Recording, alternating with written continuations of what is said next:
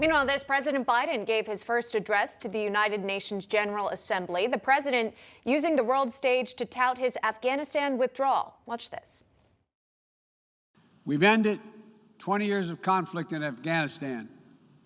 And as we close this period of relentless war, we're opening a new era of relentless diplomacy, of using the power of our development aid to invest in new ways of lifting people up around the world. Joining us now, Florida Congressman Greg Steube. Congressman, welcome to the program. Thanks for being here. Yeah, thanks for having me. Good morning to you. You're welcome. The president there saying the war is over, yet there's still an unknown number of Americans who remain in Afghanistan, and the country is under Taliban control. How do you think our withdrawal was viewed on the international stage and also by the member nations in the audience yesterday? Well, look no further than Great Britain, who condemned what the Americans did.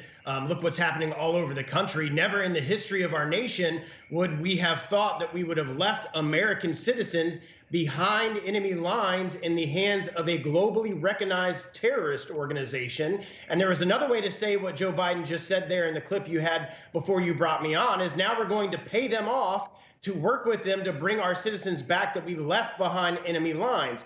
Congress just appropriated and they're sending $64 million to the Taliban. They control Afghanistan.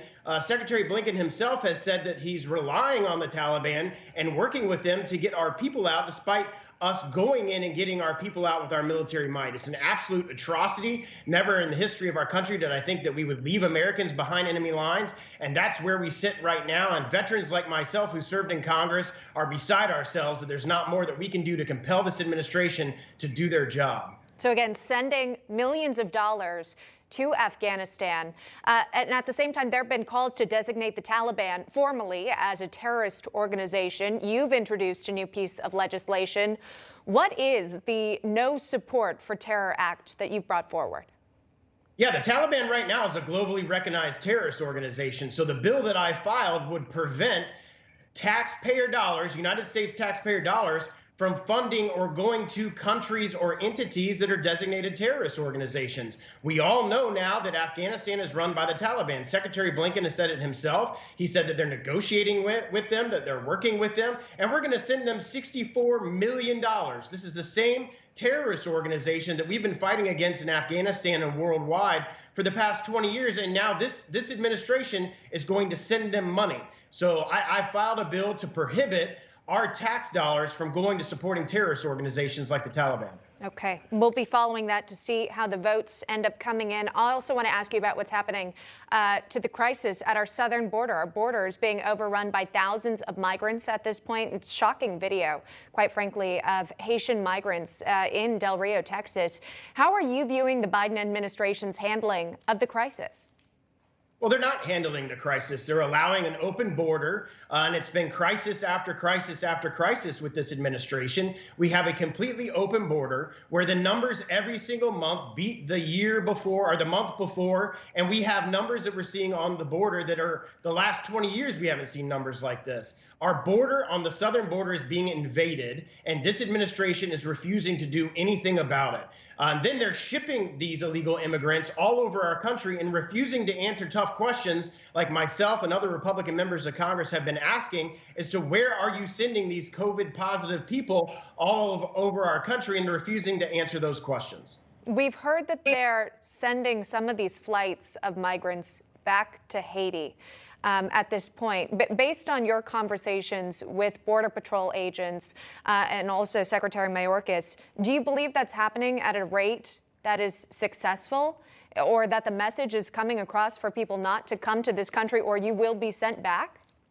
No, absolutely not. It's lip service to the American people to act like they're doing something at the border. We've had hundreds of thousands of people illegally cross our country each month. Those are the numbers. And each month, they're increasing over the month before. And this administration is refusing to do anything about it. There was 12,000 Haitians, and they're going to send one flight back and act like they're sending the individuals that are presenting themselves at the border back to their host nations. That's absolutely not what's happening. And they're saying these type of things because they know that the American people do not support an open border and terrorists coming in and drugs coming in and gang members coming into our country. It's not the American way. All right, let's focus in on Washington here. The House passing its spending bill, suspending the debt limit here. This is averting a looming shutdown at the end of the month. This funds the government through December 3rd. As we know, the vote was along party lines. So how are Republicans viewing this call for more spending at this point in our country right now? Well, think about this. We've spent $11 trillion in the last 18 months. We take in $3.5 trillion a year into the Federal Reserve, and Democrats want to spend another $5 trillion on socialist liberal policies to support their progressive base. It's not what we should be doing with the economy that we have right now, with record inflation, unemployment at the levels that they're at, and the Democrats want to spend more money. It's not the direction that we should be going. Every Republican voted against that bill. And what's interesting is I don't think that bill has support in the Senate from all of the Democrats. So we passed a bill in the House yesterday that probably won't pass the U.S. Senate. Okay, a lot of headlines we've weighed in on this morning. Congressman Greg Steube of Florida joining us live with reaction. Congressman, thank you very much. Thank you. Thanks for having me.